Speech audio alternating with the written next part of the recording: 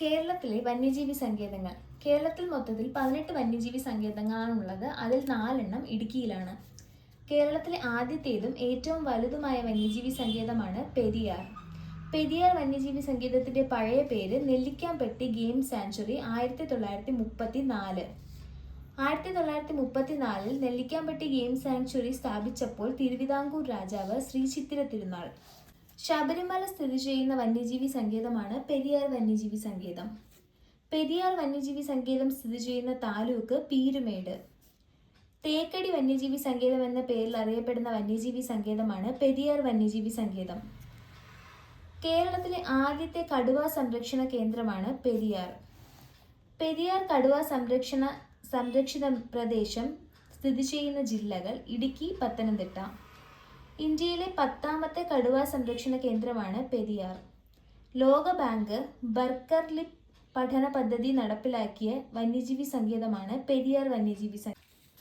Periyar tiger റിസർവിനുള്ളിൽ സ്ഥിതി ചെയ്യുന്ന കേരളത്തിലെ ആരാധനാലയമാണ് മംഗളാദേവി ക്ഷേത്രം.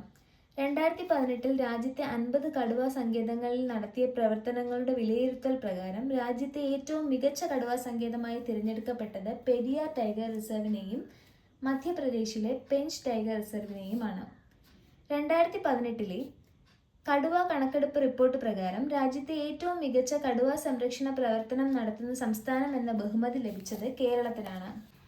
പെരിയാറിനെ വന്യജീവി സങ്കേതമായി പ്രഖ്യാപിച്ചത് 1950, ടൈഗർ റിസർവായി പ്രഖ്യാപിച്ചത് 1978, ദേശീയോദ്യാനമായി പ്രഖ്യാപിച്ചത് 1982, പെരിയാർ വന്യജീവി സങ്കേതം പ്രോജക്ട് എലിഫന്റിന് കീഴിലായ വർഷം 1992. കേരളത്തിൽ മൊത്തത്തിൽ 18 വന്യജീവി സങ്കേതങ്ങളാണുള്ളത്. അതിൽ 4 ഇടുക്കിയിലാണ്. കേരളത്തിലെ ആദ്യത്തേതും ഏറ്റവും വലുതുമായ വന്യജീവി സങ്കേതമാണ് പെരിയാർ വന്യജീവി സങ്കേതം. അതിൻ്റെ ആദ്യത്തെ പേര് നെല്ലിക്കാംപെട്ടി. 1934. ആ സമയത്തെ തിരുവിതാംകൂർ രാജാവാണ് ശ്രീ ചിത്തിര തിരുനാൾ. ശബരിമല സ്ഥിതി ചെയ്യുന്ന വന്യജീവി സങ്കേതമാണ് പെരിയാർ വന്യജീവി സങ്കേതം. അതുകൊണ്ട് തന്നെ പെരിയാർ കടുവ സംരക്ഷിത പ്രദേശം എന്നറിയപ്പെടുന്നത് ഇടുക്കി, പത്തനംതിട്ട ജില്ലകളാണ്. പെരിയാർ വന്യജീവി സങ്കേതം സ്ഥിതി ചെയ്യുന്ന താലൂക്ക് പീരുമേടാണ്. പെരിയാർ വന്യജീവി സങ്കേതത്തിന്റെ മറ്റൊരു പേരാണ് തേക്കടി വന്യജീവി സങ്കേതം. കേരളത്തിലെ ആദ്യത്തേതും ഇന്ത്യയിലെ 10ാമത്തേതുമായ കടുവ സംരക്ഷണ കേന്ദ്രമാണ് പെരിയാർ. ലോകബാങ്ക് ബർക്കല്ലി പഠന പദ്ധതി നടപ്പിലാക്കുന്ന വന്യജീവി സങ്കേതമാണ് പെരിയാർ. പെരിയാർ വന്യജീവി സങ്കേതത്തിലുള്ള ആരാധനാലയമാണ് മംഗളാദേവി ക്ഷേത്രം. 2018 രാജ്യത്തെ 50 കടുവ സങ്കേതങ്ങളിൽ നടത്തിയ പ്രവർത്തനങ്ങളുടെ വിലയിരുത്തൽ പ്രകാരം ഏറ്റവും മികച്ചതായി തിരഞ്ഞെടുത്തത് പെഞ്ച് ടൈഗർ റിസർവ് മധ്യപ്രദേശും പെരിയാർ ടൈഗർ റിസർവുമാണ്.